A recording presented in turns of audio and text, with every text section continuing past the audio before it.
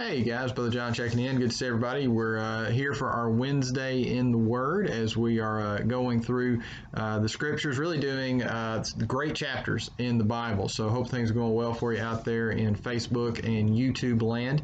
And as you know, we've gone through Romans chapter 8, we've gone through John chapter 3, and now for the next few weeks we're going to be in Genesis 1 through 3. I thought that'd be a good place. It's always good place to get back to the beginning, to remind ourselves of where we came from and how the world came into existence and what God did and all of that. Hopefully we'll learn a lot about who He is and who we are as we walk through it. So today, Genesis 1:1. We're going to look through 1:1 through chapter 2 and verse 3, which is really where the division should be as you go through the different days. And I'm not going to read it in consecutive order. I'm actually going to read it in a little bit different order to show you something you probably already know, but just how God organized creation. Let me just read the first few verses. Genesis chapter 1, verse 1, it says, in the beginning God created the heavens and the earth was formless and void, and darkness was over the surface of the deep, and the Spirit of God was moving over the surface of the water. So we get that picture of pre-creation creation, before God really begins to say, let there be, and let there be this, and there was, and it was good. Verse 1 is really more of a kind of a heading, a marker to get our attention for Moses to tell us what he's about to start talking about. Remember, Moses is writing Genesis to that generation wandering in the wilderness, for them to know what has happened and who they are, for them to begin to learn who God is. And so this gets us to the beginning. So I want to read first about day 1 in creation, and then we're going to jump to day 4, and I'll show you why. Day 1, it says in verse 3, then God said, let there be light, and there was light. God saw that the light was good, and God separated the light from the darkness. God called the light day, and the darkness He called night. And there was evening, and there was morning, one day. Now, if you jump over to verse 14, you're going to see some of the same themes for day 4. Then God said, let there be lights in the expanse of the heavens to separate the day from the night, and let them be for signs and for seasons and for days and years. And let them be for lights in the expanse of the heavens to give light on earth. And so it was. God made the two great lights, the greater light to govern the day, and the lesser light to govern the night. And He made the stars also. God placed them in the expanse of the heavens to give light on the earth, and to govern the day and the night, and to separate the light from the darkness. And God saw that it was good, and there was evening and there was morning, a fourth day. So you see what happens? This is going to be a consistent pattern. Day 1 and day 4 correspond. Day 2 and day 5 correspond. Day 3 and day 6 correspond. God prepares in day 1 through 3, and He gets more specific in days 4, 5, and 6. So on day 1, let there be light, and He creates light, and He separates that out. And then in day 4, He gives us the things that you and I now associate with that: the sun, the moon, the stars, all those things. So you see, God is so powerful. He's literally spoken these things into existence. And so now light is here, and the sun is here, and the moon and the stars. So that's day 1 and 4. Well, let's check out days 2 and 5. Verse 6, it says, I have to do something. You can see my hand moving. I had this pop up just now as I'm filming this. You can't see it, but I've now clicked it and gotten my mouse back to where it needs to be, my indicator. Okay. Day 2. See, this is live. This is stuff, I know you're seeing it recorded, but I'm just, there's no editing here. This is just how we do things. Day 2 begins in verse 6. It says, then God said, let there be an expanse in the midst of the waters, and let it separate the waters from the waters.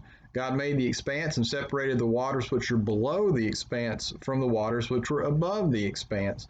And it was good, and it was so. God called the expanse heaven, and there was evening and there was morning, a second day. This idea of of expanse is the atmosphere. The idea here of heaven is those what we look at when we see the sky. Obviously, we know God created heaven, capital H, and new heaven, new earth, and all of that. But that's not what he's talking about here. He's talking about the known world. He's talking about when you and I walk outside and we see the clouds and we see the dome of the earth, as you might think of it. He's creating that, and he's separating the waters on the land from the waters that are above. So that's day 2. So the corresponding day is day 5. Verse 20.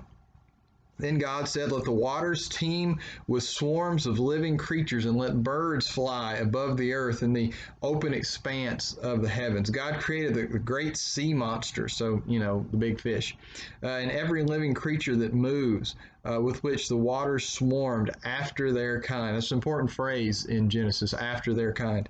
And every winged bird after its kind, and God saw that it was good.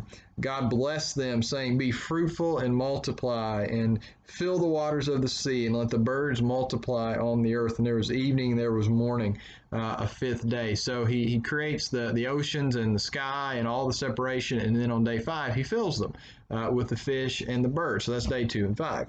Sorry, I hit the table now. I think the picture probably just rocked. All right, so day 3. Verse 9. Then God said, let the waters below the heavens be gathered into one place, and let the dry land appear. And it was so. God called the dry land earth, and the gathering of the waters he called seas. And God saw that it was good. Then God said, let the earth sprout vegetation and plants yielding seed, and fruit trees on the earth bearing fruit after their kind with seed in them. And it was so. The earth brought forth vegetation, plants yielding seed after their kind, and trees bearing fruit with seed in them after their kind. And God saw that it was good. And there was evening and morning, a 3rd day. So now the plants, the vegetation, all those things have cropped up. So then when you skip over to verse 6, or to day 6, you begin to see why he made those things on day 3. So this is verse 24. Then God said, let the earth bring forth living creatures after their kind, cattle and creeping things and beasts of the earth after their kind. And it was so. God made the beasts of the earth after their kind, and the cattle after their kind, and everything that creeps on the earth, so the bugs and stuff, after its kind, and God saw that it was good. Now this is when you get to verse 26, where things start to change. And suddenly there's a part of creation that takes on a significance that nothing else has at this point. So listen to what it says. This is chapter 1, verse 26, day 6. Then God said, let us make man in our image, according to our likeness. Do you hear the plural there? Us, make man in our image. That's beginning to teach us what will eventually be fully explained in the New Testament, and that is God is Trinity, Father, Son, Holy Spirit. The Spirit's The Spirit's already been mentioned in verse 2.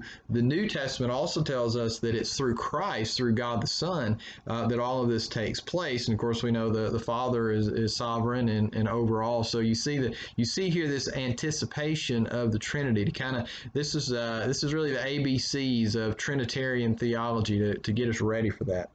It says, and let them rule over the fish of the sea, talking about humanity, and over the birds of the sky, and over cattle, and over all the earth, and over every creeping thing that creeps on the earth. We're in charge of everything, including the bugs. And then it says, Moses tells us, he kind of backs out of the narrative and gives us a little commentary. God created man in his own image. In the image of God, he created him, male and female. He created them. So both male and female, equally created in the image of God. God blessed them and said to them, be fruitful and multiply and fill the earth and subdue it. So that's our job. And rule over the fish of the sea and the birds of the sky and over every living thing that moves on the earth. Then God said, behold, I've given you every plant yielding seed that's on the surface of all the earth, and every tree which has fruit yielding seed, it shall be food for you. They didn't start eating meat. God didn't allow the idea of eating meat until after the flood. Noah is told, this is what you need to do now. A lot of conjecture about that, probably because after the flood, the nutrients that were in the vegetation, everything was worse, than it had been before the flood. So diet-wise, they needed they needed meat, which I'm very grateful for. I mean, everybody needs a little protein. Verse 30, to every beast of the earth and to every bird of the sky and to everything that moves on the earth, which has life, I have given every green plant for food. And it was so. God saw that this is verse 31 now. God saw all that he had made, and behold, it was very good. And there was evening and there was morning the sixth day. So day 3 and then day 6 correspond. But in day 6 is when mankind is created, when you and I come into this world with the creation of Adam and Eve. And notice the difference. The difference is that we are created in the image of God. We are made in his likeness. That means that all the rest of creation is not. It means that the mountains are not, that the clouds are not, that the cows are not, that as much as you love your dog or your cat or your pet rabbit or whatever, they're not. Only humans are created in the image of God. This is what separates us out from creation. In fact, I mentioned this a couple Sunday mornings ago when we were talking. We spent a few minutes in the beginning of service talking about racism and all the just terrible things that we see go on in our nation. And so the idea that the reason racism is a sin is because every person that's ever lived is created in God's image. No matter where they're from, no matter what no matter what you look like, the color of your skin or the location of your birth, none of that matters. We're all created in God's image, and Jesus died for those created in God's image. He didn't die for the cows. He didn't die for the horses. He died for people because we are created in his image. And then it wraps up in chapter 2, 1 through 3. So really this is remember, the chapter divisions and the verse divisions were put in later. They weren't in the original. So really, chapter 2 should start at verse 4. But here's what verses 1 through 3 said. Thus the heavens and the earth were completed and all their hosts. By the seventh day God completed his work which he had done, and he rested on the seventh day from all his work which he had done. Then God blessed the seventh day and sanctified it, because in it he had rested from all his work which God had created and made. And you know what it says in Hebrews 4? In Hebrews 4, it's pointed out that this seventh day of rest is a picture of salvation. You and I, as believers, anticipate that eternal Sabbath rest, that completed salvation, the I will be saved. The fact that God rested on the seventh day points to the fact that you and I ultimately will spend eternity worshiping him and in his presence. And so all of this is pointing to the gospel. We see the Trinity. We see the Sabbath rest. We see the uniqueness of humanity. All these things happening in Genesis 1 through 2:3. So what's going on here? There's a million things we could talk about. I could spend hours talking about these verses and get into the details about all of this. And so I just want to share one thought with you, really, and then a few thought points out of that. And it's simply that humanity is God's unique creation. Humanity is God's unique creation. There's nothing like us in all the rest of creation. We are the only part that God created in his image, and we are to see one another in that same way. So what does that mean? Well, a couple things. Number one, we are unconditionally loving.